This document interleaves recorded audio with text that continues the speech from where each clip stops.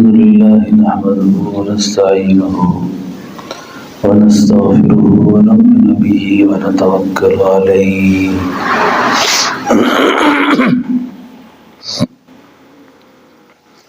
ونعوذ بالله من شرور أنفسنا ومن سيئات أعمالنا من يهده الله فلا مضل له ومن يضلله فلا هادي له ونشهد أن لا إله إلا الله وحده لا شريك له ونشهد أن سيدنا وسندنا وحبيبنا وشفيعنا محمد صلى الله عليه وعلى آله وأصحابه وبارك وسلم. أعوذ بالله من الشيطان الرجيم. بسم الله الرحمن الرحيم. يا أيها الذين آمنوا كتب عليكم الصيام كما كتب على الذين من قبلكم لعلكم تتقون.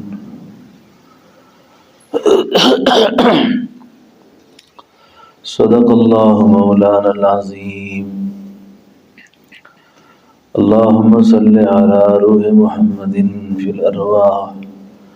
اللهم صل على جسد محمد في الأجساد. اللهم صل على قبر محمد في القبور. رمضان المبارک کا مہینہ بہت قریب، 2-4 دن بعد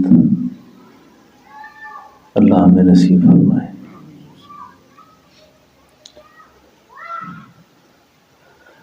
پکا ارادہ آدمی کر لے گناہوں سے توبہ کا تو اللہ تعالیٰ نیت پر ہی فیصلے فرما دیتے ہیں. تو رمضان مبارک کے فرض روزے کے ساتھ ساتھ اللہ کے بہت سارے احکامات ایسے ہیں جو صرف روزے کی برکت سے بندہ ان چیزوں کو بھی پورا کر سکتا ہے.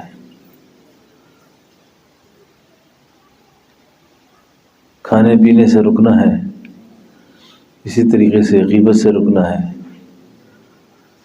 بقیہ سال میں اگر یہ مشکل تھا تو اب آسان ہو گیا. نظر کی حفاظت، زبان کی حفاظت، کان کی حفاظت، اعضاء و جوارح کی حفاظت، اس کا بھی روزہ رکھنے کی نیت کر لے آدمی کہ یا اللہ جس طرح آپ نے مجھے کھانے پینے پر صبر دیا، اسی طریقے سے یا اللہ مجھے غیبت سے بچنے پر بھی صبر دے دیں.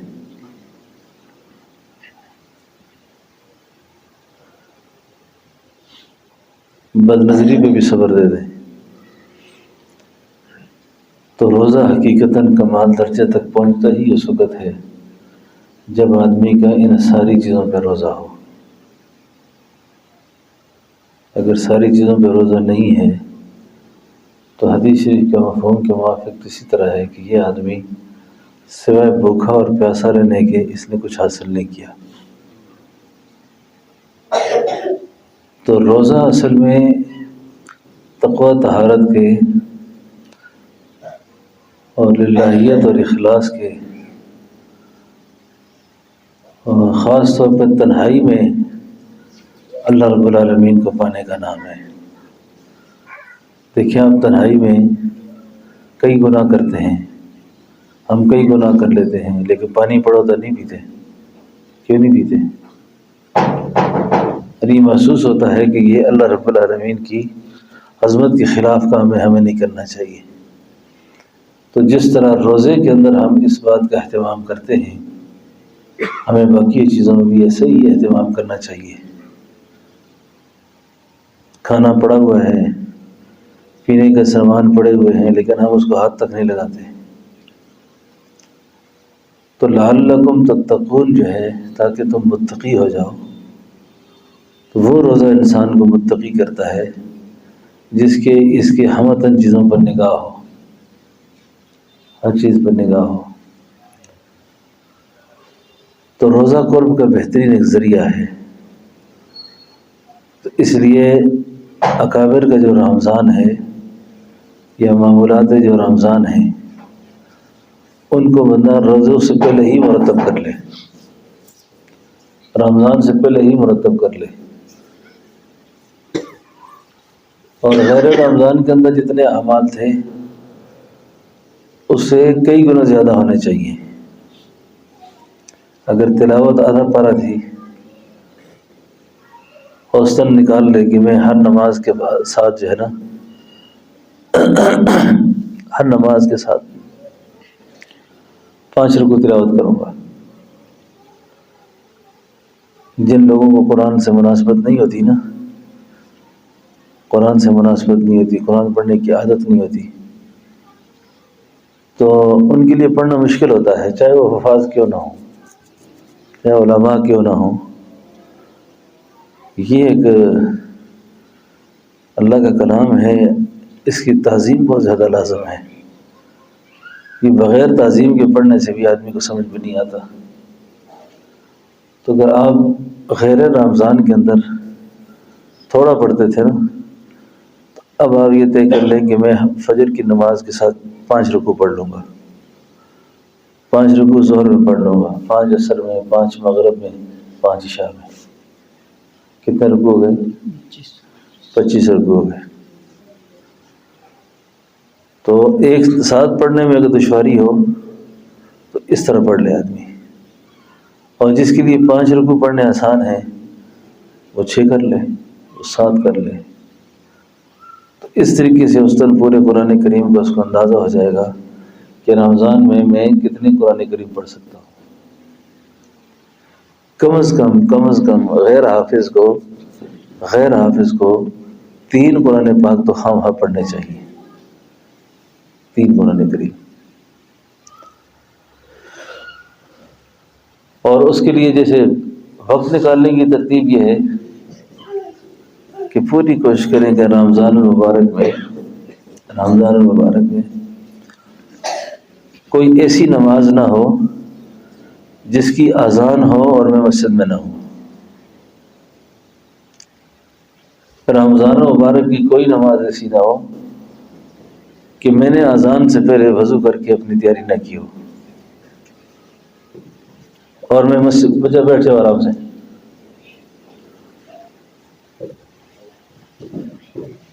بات سمجھ آ رہی ہے آپ کو؟ یعنی مجھے یکسوئی سے اذان سے پہلے میں مسجد میں پہنچ جاؤں، اور عورتوں کے لیے تو یہ ہے کہ وہ جو ہی نماز کا وقت داخل ہو پہلا کام یہ کریں کہ وہ نماز پڑھ لیں، پہلی فرصت میں نماز پڑھ لیں، اور جب پہلی فرصت میں نماز پڑھ لیں گی تو ان کے لیے بھی تلاوت اور بقیہ معمولات کرنے اللہ تعالیٰ آسان فرما دیتے ہیں۔ تو اس کے لیے یہ ہے کہ ایک تو یہ جیسے 4-5 رکوع کی بات میں نے کی، اس کو ہر آدمی اس نظم کو مرتب کر لے۔ پھر دعاؤں کی کتاب میں حزب العظم ہے، حزب العظم مناجات مقبول ہے، یہ مسنون دعاؤں کا ایک بڑا خوبصورت گلدستہ ہے۔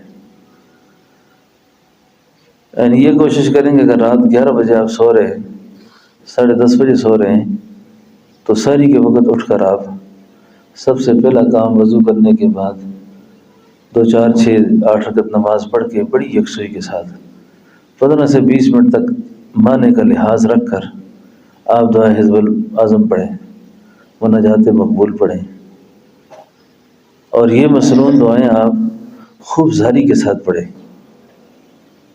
اور اس کے لیے بھی عرض کروں کہ اگر تنہائی کا ماحول میسر ہو تو بہت زیادہ اچھا ہے، تنہائی کے ماحول میں بالکل الگ تھلگ بیٹھ کر مسنون دعاؤں کا اہتمام کریں، مسنون دعاؤں کا اہتمام کریں، اور پھر فجر کی سنتیں پڑھ کر فرضوں کے درمیان تسبیحات، سبحان اللہ و بحمدہ سبحان اللہ العظیم۔ بہرحال پورے رمضان شریف کے اندر کم از کم دعا، استغفار، مراقبہ، درود شریف، تلاوت، ان کے لیے آپ نے مخصوص وقت رکھے ہوں کہ اس وقت سے لے کے اس وقت تک یہ عمل کرنا ہے۔ اس وقت سے لے کر اس وقت تک یہ عمل کرنا ہے.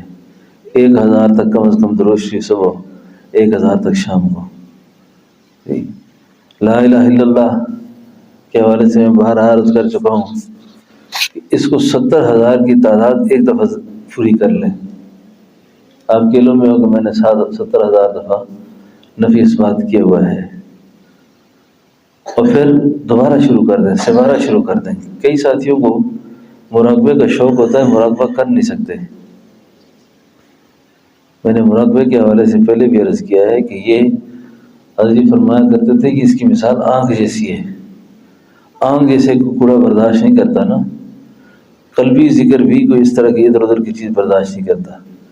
کیونکہ آپ قلب کو ذکر پہ جب لگا رہے ہیں تو قلب کی طہارت بھی بہت ضروری ہے. آپ کو قلب کا پاک رکھنا بڑا ضروری ہوتا ہے، بد نظری سے پاک رکھنا، برے خیالات سے، خواہشات سے، حسد سے، کبر سے، عجب سے، یہ جتنی بھی حفاظت بیماریاں ہیں. جب آدمی ان سے الگ ہو کے ذکر کرتا ہے پھر تو ذکر قلبی ہی اصل قلبی ذکر ہے، اور خواص کا ذکر ہی قلبی ذکر ہے. یعنی قلبی ذکر تو بہت اعلیٰ درجہ ہے، لیکن آپ یہ سمجھتے ہیں کہ وہ قلبی ذکر بھی نہیں ہو رہا تو آپ اس کی کوشش میں زیادہ وقت صرف کرتے ہیں، لیکن آپ نے تسبیحات چھوڑ دی ہیں. آپ تسبیحات شروع کر دیں. قلبی نہیں ہو رہا تو زبانی شروع کر دیں، اللہ اللہ اللہ اللہ اللہ، تاکہ آپ کا وقت ضائع نہ ہو. اور زبانی تسبیحات معمولات کی برکت سے بھی جو شیاطین کے وساوس ہوتے ہیں نا، خطرات ہوتے ہیں، یہ دور ہو جاتے ہیں آدمی سے. شیطان بھاگتا ہے ذکر سے، چاہے وہ قلبی ہو کہ زبانی ہو. تو استغفار، درود شریف، نفی اثبات، اسم ذات اور تلاوت، ان کو آپ اپنے اپنے وقت پہ کریں. اور 2 وظیفے تو کم از کم رمضان میں ان کا بالکل کسی صورت میں ناغا نہ ہو. آپ چاہے بیمار ہیں، تھکے ہوئے ہیں، آپ لیٹ جائیں، لیٹ کے اللہ اللہ کرنا شروع کر دیں. یعنی آپ کو نیند بھی آئے تو اللہ اللہ کرتے آ جائے، آپ سو جائیں ذکر کرتے کرتے. اور دوسرا عمل ہے درود شریف کا. تسبیح پہ کریں یا بغیر تسبیح کے کریں تو کثرت سے درود شریف پڑھیں، کثرت سے درود شریف پڑھیں. ان معمولات کے کرنے سے انشاءاللہ ایک تو رمضان بہت قیمتی ہو جائے گا. اور جو آدمی رمضان میں سحری کے لیے اٹھتا ہے، تہجد نہیں پڑھتا نا، اس سے اچھا موقع اللہ اس کو اور کوئی نہیں دیں گے. کہ ویسے بھی اٹھ گیا تھا پھر بھی نہیں اس نے غفلت کی ہے. اس کا سب سے اچھا طریقہ یہ ہے کہ آپ اٹھنے کے بعد کھانے پینے کی طرف متوجہ ہونے سے پہلے بوضو ہو جائیں. کھانا اگر تھوڑا سا بھی نصیب ہو جائے تو کوئی بات نہیں، لیکن رمضان میں تہجد کا ناغہ نہ ہو جائے، سحرگاہی کا ناغہ نہ ہو. اور اس کے لیے ایک آسان عمل طریقہ میں آپ کو بتاتا ہوں. استغفار کی تسبیح کو آپ تہجد کے لیے رکھ دیں، نماز کے لیے. آپ اس طرح کر کے دیکھیں گے ایک عجیب اطمینان ہوتا ہے آدمی کو. جیسے آپ رکوع میں گئے، رکوع میں آپ نے تسبیحات پڑھی، سبحان ربی العظیم، سبحان ربی العظیم، سبحان. نوافل کے اندر جتنی مرضی ہے دعائیں پڑھیں، آپ جتنی مرضی ہے تسبیحات پڑھیں. اس میں یہ استغفار اگر آپ رکوع پہ پڑھنا شروع کر دیں، یعنی استغفر اللہ الذی لا الہ الا هو الحی القیوم واتوب الیہ، استغفر اللہ الذی لا الہ الا هو الحی القیوم واتوب الیہ، استغفر اللہ الذی لا الہ الا هو الحی القیوم واتوب الیہ.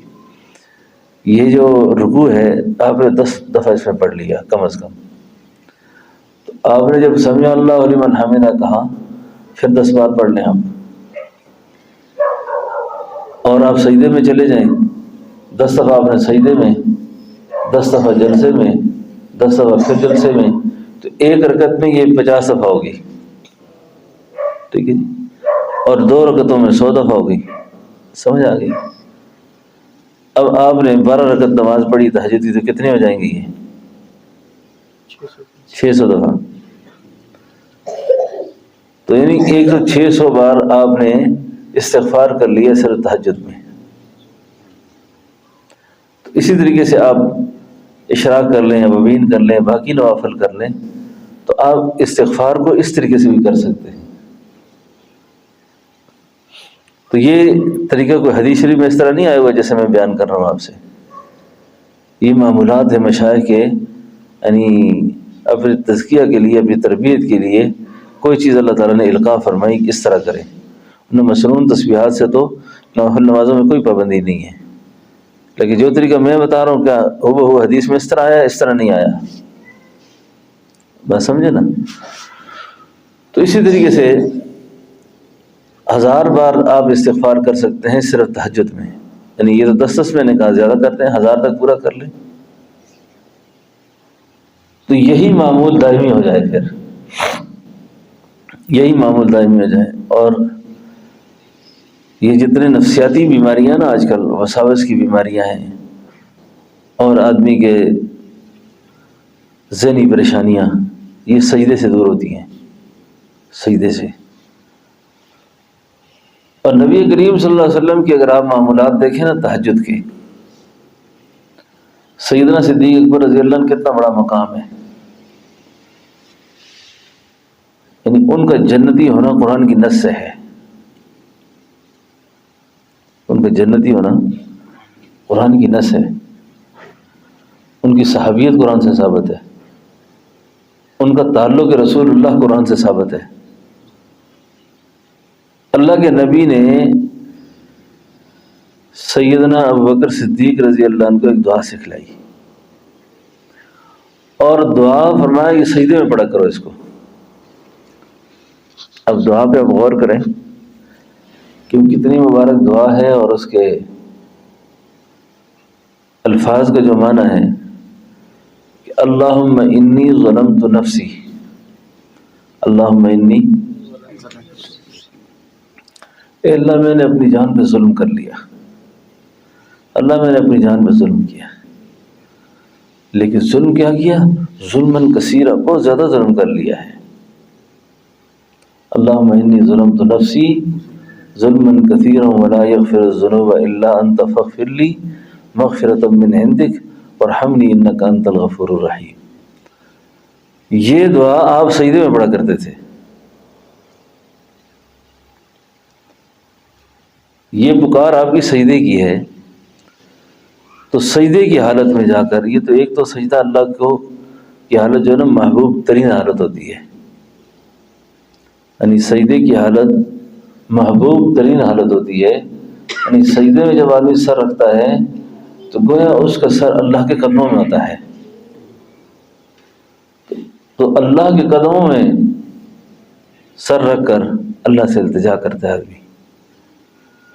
تو یہ پھر رمضان جو ہے نا ہماری زندگی میں انقلاب کا ذریعہ ہوگا، ہماری زندگی کو بدلنے کا ذریعہ ہوگا، ہماری زندگی میں جتنے توڑ پھوڑ، اختلاف، جھگڑے ہیں، ذہنی امراض ہیں، ان سب کے لیے نجات کا دن ثابت ہوگا۔ تو ایک تو معمولات رمضان میں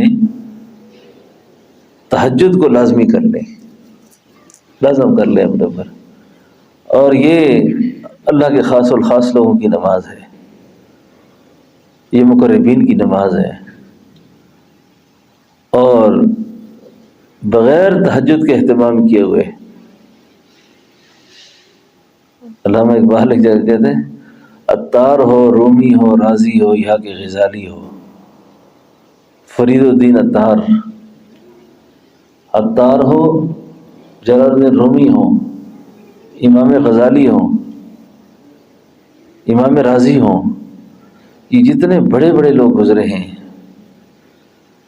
ان کی زندگی کی تعمیر میں بہت بڑا کردار ہے رات کے جاگنے کا۔ عطار ہو، رومی ہو، رازی ہو یا کہ غزالی، ہاتھ میں کچھ نہیں آتا بیاہ سحر گائی، ہاتھ میں کچھ نہیں آتا بیاہ سحر گائی۔ بات یاد ہی آ گئی، لندن میں بہت سردی ہوتی ہے، لندن کی یخبستہ ہوائیں، انتہائی ٹھنڈا ماحول۔ اقبال کہتے ہیں زمستانی ہوا میں گرج تھی شمشیر کی تیزی، زمستانی ہوا میں گرج تھی شمشیر کی تیزی، نہ چھوٹے مجھ سے لندن میں بھی آداب سحر خیزی، نہ چھوٹے مجھ سے لندن میں بھی آداب سحر خیزی۔ فارسی میں مستانہ پاگل کو کہتے ہیں، جیسے ہم کہتے ہیں فلاں مستانہ ہو گیا۔ زمستانی ہوا میں گرج تھی شمشیر کی تیزی، برفانی علاقوں میں، ٹھنڈے علاقوں میں آپ رات کے وقت جب اٹھیں گے نا تو اتنی تیز ہوا چلتی ہے جو انسان کے منہ کو چیر کے رکھ دیتی ہے، شمشیر کی طرح تیز ہوتی ہے، چہرے کو پھٹا دیتی ہے، وہ پھٹ جاتا ہے چہرہ۔ زمستانی ہوا میں گرج تھی شمشیر کی تیزی، نہ چھوٹے مجھ سے لندن میں بھی آداب سحر خیزی۔ عطار ہو، رومی ہو، رازی ہو یا کہ غزالی ہو، ہاتھ میں کچھ نہیں آتا بیائے سحرگاہی۔ کہتے ہیں جتنے بڑے بڑے لوگوں کے تم نام سنتے ہو نا، دنیا ان کی دیوانی ہوئی ہے، یہ دنیا ویسے ہی دیوانی نہیں ہوئی ان کی، یہ دنیا ویسے ہی پاگل نہیں ہوئی ان کے پیچھے۔ انہوں نے راتوں کو اٹھ اٹھ کرنا اللہ سے کوئی تنہائی میں لو لگائی ہے، لیکن کہتے ہیں کہ میں تم سے بھی مایوس نہیں ہوں۔ جن کو اب تک یہ توفیق نہیں ہوئی کہتے ہیں میں ان سے بھی مایوس نہیں ہوں۔ نہیں ہے نا امید اقبال اپنی کشت ویراں سے، ذرا نم ہو تو یہ مٹی بڑی زرخیز ہے ساقی۔ تو رات کا اٹھنا، رات کا تو یہ موقع اللہ نے دے دیا، یہ موقع اللہ نے دے دیا۔ تو ویسے بھی اگر تہجد کے وقت آنکھ کھل جائے نا، بندہ اٹھ نہ سکے نا، ہمت نہ کر سکے، تو اس وقت لیٹے لیٹے بھی استغفار کرنا شروع کر دیا کرے، کیونکہ قرآن کریم میں جو اللہ فرماتے ہیں وَبِالْأَسْحَارِهِمْ يَسْتَغْفِرُونَ، سحری کے وقت کا جو استغفار ہے اس کی اپنی برکات ہیں، سحری کے وقت کے استغفار کی اپنی شان ہے۔ تو سحری کے وقت بہت قیمتی وقت ہوتا ہے، سحری کے وقت بہت قیمتی وقت ہوتا ہے، سحری کے وقت بہت قیمتی وقت ہوتا ہے۔ تو سحری کے وقت استغفار کرنا، سحری کے وقت استغفار کرنا، اور رات کا سحری کا وقت مبارک ٹائم ہوتا ہے۔ جتنی بھی اس وقت ہماری پریشانیاں ہیں نا، ان پریشانیوں میں بہت سے مسائل ایسے ہیں جن کا تعلق ہمارے اللہ سے مانگنے پر موقوف ہے، ہم مانگتے ہی نہیں ہیں، ہم مانگتے نہیں ہیں، ہم مانگتے نہیں ہیں۔ اقبال ہی نے کہا تھا ہم تو مائل بکرم ہیں کوئی سائل ہی نہیں، اللہ فرماتے ہیں ہم تو مائل بکرم ہیں کوئی سائل ہی نہیں، راہ دکھلائیں کسے کوئی راہ رو منزل ہی نہیں، ان کو شکوہ ہے ہمارا مدعا ملتا نہیں، دینے والے کو گلہ ہے قضا ملتا نہیں، بے نیازی بندے کی دیکھ کر کہتا ہے وہ، دینے والا دے کسے کوئی دست دعا ملتا نہیں۔ آپ میں سے کوئی ایسا ہے جو مجھ سے مانگنے والا ہو؟ ادعونی استجب لکم، ہم تو اپنے بندے کی دعا و پکار و فریاد کو سننے کے لیے ہر وقت تیار ہیں۔ کوئی مانگے صحیح ہم سے، کوئی ہمارے ساتھ آ کے اپنا رب ضبط پیدا کر لے، بات سمجھے نا۔ تو ایک تو رمضان المبارک کے مہینے میں خاص طور پر سحری کھانے کے لیے اٹھنا ہے، تو سحری سے پہلے آپ پہلا عمل یہ کریں کہ جلدی اچھے طریقے سے وضو کر لیں۔ اچھا، غیر رمضان کے اندر جو کمیاں تھیں، مثلا آپ نے مسواک کا اہتمام نہیں تھا، مسواک کا ویسے بھی سنت غیر موقدہ کے اندر بھی میں نے پہلے بھی عرض کیا ہے، جیسے مسواک کا کرنا ہے، یعنی 5 نمازوں میں کبھی آپ کی 3-4 نمازیں ایسی نہیں ہونی چاہیے جو مسواک کے بغیر وضو ہو۔ اگر آپ 5 میں اہتمام سے نہیں کر سکتے تو 3-4 میں آپ کو لازمی ہونا چاہیے۔ پہلے تو ہے کہ 5 میں اہتمام سے ہونا چاہیے۔ مسواک کی اپنی برکات ہیں، تو اگر آپ نے غیر رمضان میں اس کا اہتمام نہیں کیا تو ایک تو سنت پہ چلنے کا بھی اہتمام کریں کہ میں اس پورے مہینے کے اندر مسواک کا اہتمام کروں گا، اور پورے مہینے میں سنت پہ چلنے کے لیے خاص خاص مواقع دیکھ کے تلاش کر کے ان کی سنتیں مان